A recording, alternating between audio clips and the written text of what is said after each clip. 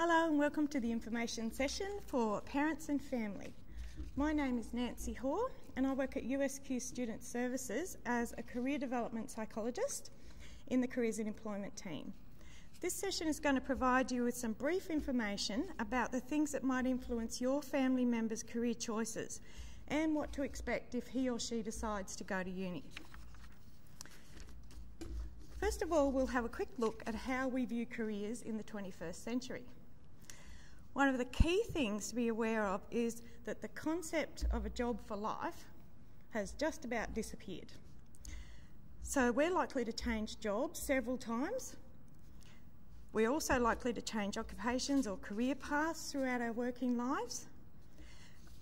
And really we need to become managers of our own careers. We can no longer rely on our employer or the organisation that we work for to take us under their wings and provide opportunities for us to advance in our career. We also have to have a good understanding of our knowledge, our skills, our abilities, and engage in lifelong learning so that we can create a successful and fulfilling career and to market ourselves to potential employers. We need to be flexible and adaptable so that we can respond positively to the constantly changing worlds of work. The current definition of career takes into account not only the paid work we do, but also the unpaid or volunteer work that we do, our education and training, our leisure pursuits, and our other life roles such as student, parent, sports person, musician. Through all of these things, we develop transferable skills. Now, those are the skills like leadership, teamwork, problem solving, planning, organising, and communication skills. So it's important to understand that our attitude and our approach to careers needs to be flexible and fluid so that we can be prepared and open to changing jobs, changing occupations, changing career directions, and continually learning and building on our knowledge and skills. You'll see a model on this next slide, and it's a model of the things that are likely to influence our career choices. So it kind of gives you an overview. You'll notice in the middle circle there are individual factors, and then around that there are social influences and environmental influences. So if we first have a look at the next slide, it shows the individual factors, so things like our abilities, our interests, our skills, our knowledge, our beliefs and self-concept, our age, our gender, all of these things can potentially influence what we decide to do in our career. One of the key things is our values. They're really important and they will determine what type of organisation we prefer to work in and also the type of people that we want to work with. So if we look at the next slide, it shows social influences. Now, as parents, you're likely to have a strong influence on your son and daughter, and it's often through our parents that we develop our values and beliefs about different things. And our parents are usually our strongest role models and the people who provide the opportunities and encouragement for us to engage in the activities that we enjoy. For example, your beliefs about education, different occupations, politics, and other things are likely to be important to your son and daughter. Also, you'd have noticed that as adolescents, your sons and daughters have probably been heavily influenced by their friends or their peers.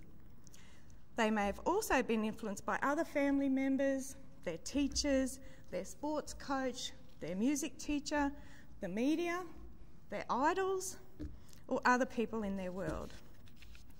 If we look at an example, if teachers who've provided positive or negative feedback about your son or daughter's academic skills in particular areas, if this feedback has been fairly strong, this might influence your child's confidence in those areas and their choices about what areas of further study they pursue or whether or not they will pursue further studies. Now, this slide shows the environmental influences as well as all of the other ones.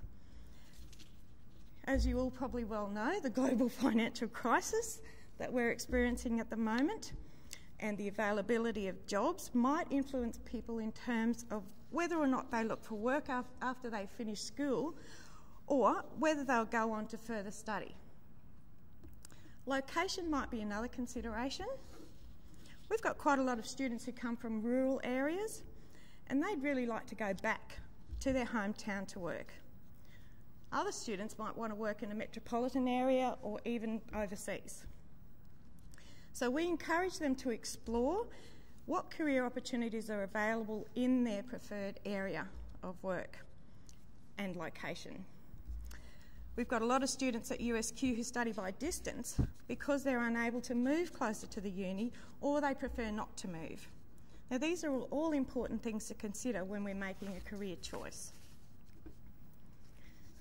This next slide shows the whole model again, and you'll notice that it includes past, present and future influences, and there are some lightning bolts throughout the diagram.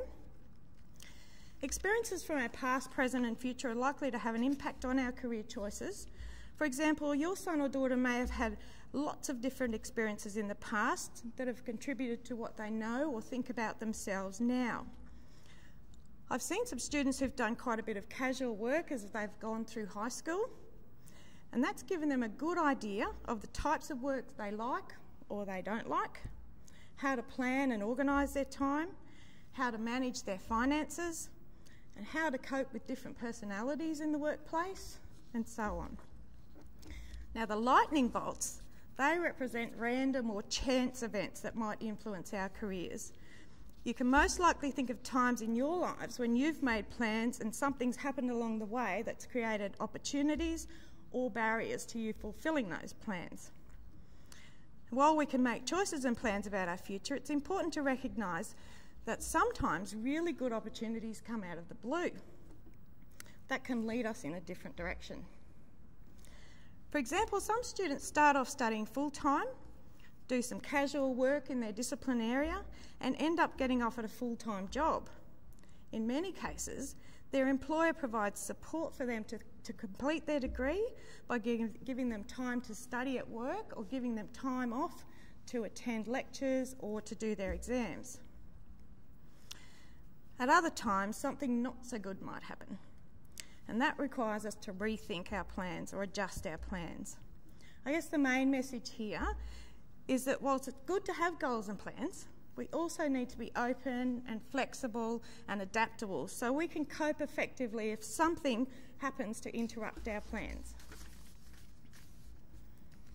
Alrighty, let's have a look at the study areas and the value of university.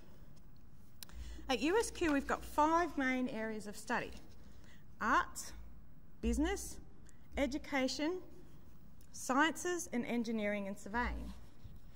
Now, arts and business degrees tend to be quite generalist in that they can be applied in a range of different areas, but they also provide opportunities to develop expertise in specific areas. The other main areas tend to be a little bit more specialised. For example, people who do education tend to want to become teachers or educators. People who do engineering or surveying want to be engineers or surveyors, or engineering surveying technologists, or engineering and surveying associates. But it's all within that particular specialised field. People who do science or a science-related degree, such as nursing or psychology or biomedical science, information technology or biology, they tend to want to work in those specialised areas.